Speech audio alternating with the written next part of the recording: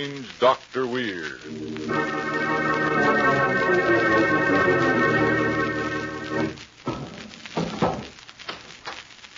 Good evening. Come in, won't you? Why, what's the matter? You seem a bit nervous.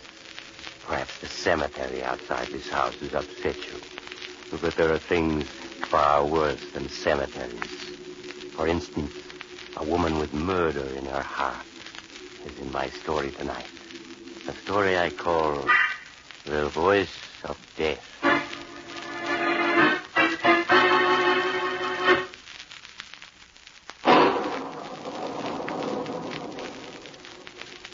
My story, The Voice of Death, begins in the snow-covered wilderness of Canada. In a high, narrow canyon, a man and woman on skis sit resting on the trunk of a fallen tree, catching their breath. Blanche, I can't tell you how sorry I am that Uncle John didn't leave you anything in his will. Well, there's nothing to be sorry about, Gerald. After all, I was only your Uncle John's second cousin. Well, I only wish Jane and Dan had taken it as well. They certainly were downcast after the reading of the will this morning. Naturally. They were your uncle's niece and nephew, too, and they had hoped to share the estate with you. You can't blame them for being disappointed. No, I suppose not. We'd better be starting back to the lodge. I can see you're a little uneasy about being in this canyon. Well, isn't it a bit dangerous being here? Look at the way the snow's piled up above us on both slopes of this canyon. If there was a snowslide, we'd be buried alive. It isn't that dangerous. Of course, a loud noise or someone shouting might start a slide. Come on along. There's some sort of scientific explanation for that, isn't there? I mean, vibrations set up by the voice? Yes, that's right. I've often stood outside the mouth of the canyon and started snowslides in here by shouting. Snowslide must be quite a sight.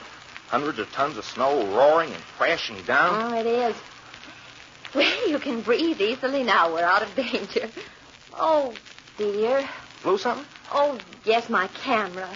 I think I left it back on the trunk of the tree we were sitting on. Oh, Gerald, would you mind getting it for me? No, of course not, Blanche. You say it's on the trunk of the tree? Yes, that's right. Do you see it, Gerald? No, Blanche, I don't. Well, perhaps it fell into the snow. Look around. I am looking, but I don't see any sign of it. Blanche, listen. Blanche, the snow! It's starting to slide! Gerald, run this way!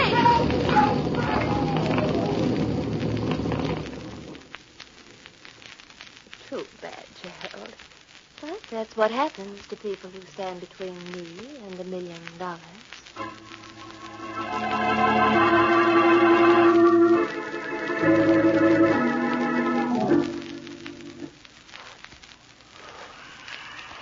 Oh, Blanche, it's so horrible.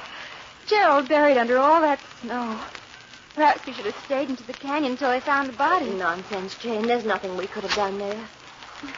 Dan and I will share Uncle John's estate now.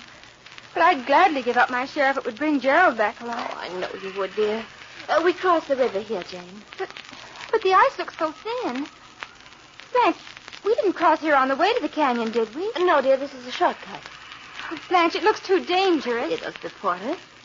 I tell you what, I'll cross first. Oh, Blanche, I wish you wouldn't. That ice is going to break any minute. Nonsense. See, I'm already halfway across. But I can see cracks in the ice under your skis. So can I. But the ice is still strong enough to support me. There, see? I made it. All right, Jane, it's your turn now. Blanche, I'm frightened. Darling, there's nothing to be afraid of. Now, come along. Well, all right. Look, you better take off your skis. I think you'll find it easier to walk than ski over the ice. You're not as good a skier as I am, you know. Oh, very well, Blanche, if you say so. Hurry, dear. It'll soon be dark. I've got him off now. Here I come. That's it. I told you the ice would hold you. Blanche, the ice feels as though it's going to give way under me any second. Oh, it felt the same way when I crossed, but as you see, I managed to get Blanche, here. the ice is breaking. Help me! Blanche, I can't swim. Blanche, don't let me drown.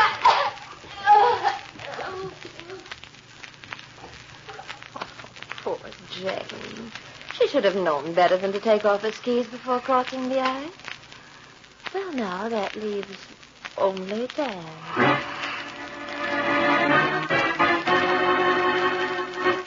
Will Blanche succeed in getting rid of Dan?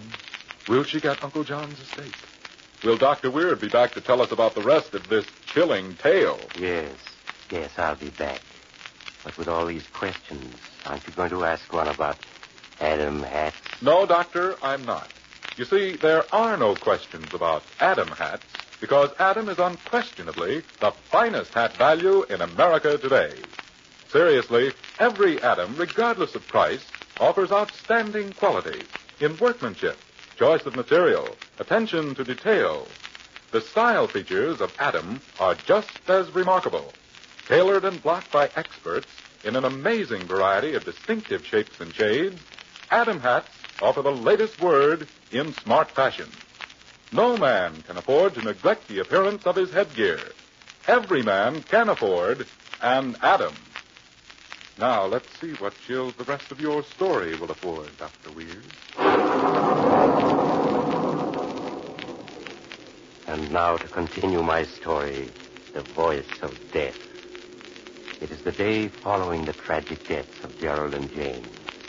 In the living room of the luxurious lodge of the late John Drake are Blanche, Dan, and Sidney Rand, attorney for the estate.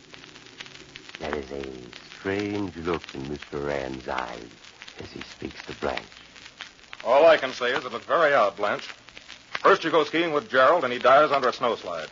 Then a few hours later, while alone with you, Jane drowns crossing a river. I don't like your attitude, Mr. Rand. You act as though I caused their death. Blanche is right, Mr. Rand. You haven't any right to say that. The village coroner said their deaths were accidental. I know what the village coroner said, but that doesn't mean that I have to agree. Look, it's 5 o'clock now. If you don't start for the station right now, you're going to miss your train. Dan, won't you change your mind and come with me? No. I told you I'm staying up here for another week. I need the rest. I just hope you won't find permanent rest up here. And just what do you mean by that? Just this. If anything were to happen to you, Blanche would be heir to everything. Think it over. Oh, Dan, you don't believe I had anything to do with their deaths, do you? Of course not, Blanche. It's absurd to think that you could have been to blame in any way.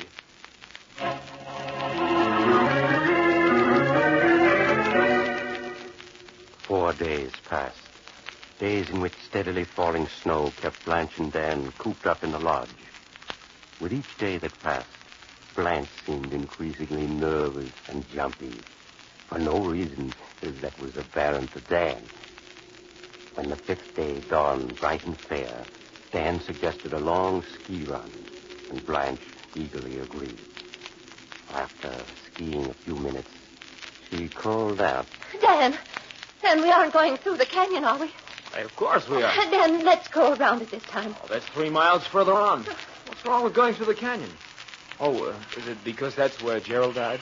Yes, I guess that's it, Dan. Now, look, I hope you aren't brooding about Gerald's death, Blanche. You mustn't. I'm not brooding, but Dan, have you heard a voice calling outside the house the last few nights? A voice? Yes. I've waked up several times thinking I heard Gerald's voice calling out in the storm. Oh, Blanche, look, you heard the wind howling. Now, come on, will you? You've got to get through the canyon. That's the only way to conquer your nerves.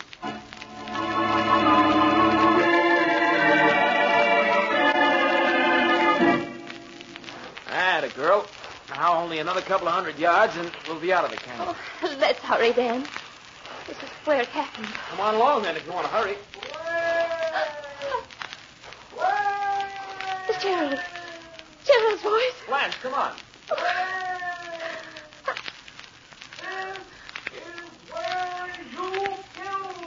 Oh, no.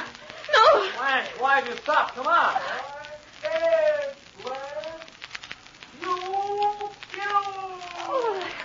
Oh, I don't hear anything. I don't. It's just my imagination. Blanche, come along. Oh, no.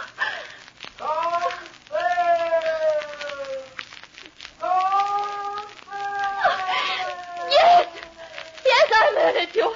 I caused the snowslide. I shouted and caused it. I did it because the fortune was mine. Mine! And I got cheated out of it. Now be quiet. Don't talk to me anymore. Don't talk to me. Look out! Go and play! What? No! No, help me! Dad, help me!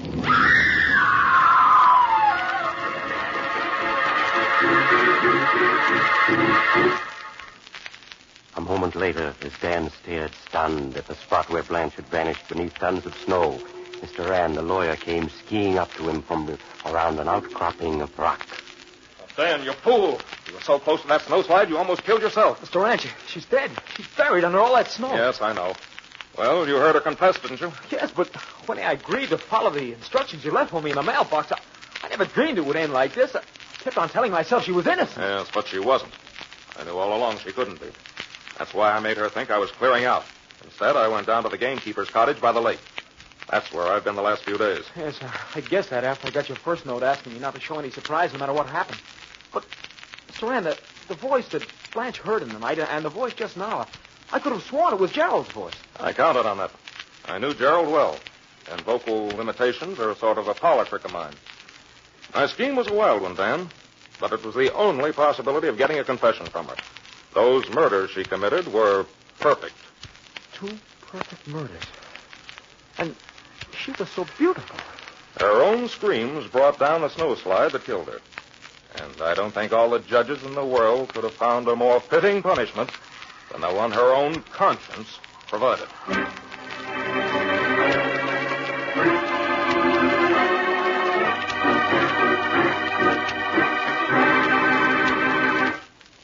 Too bad about poor Blanche, wasn't it?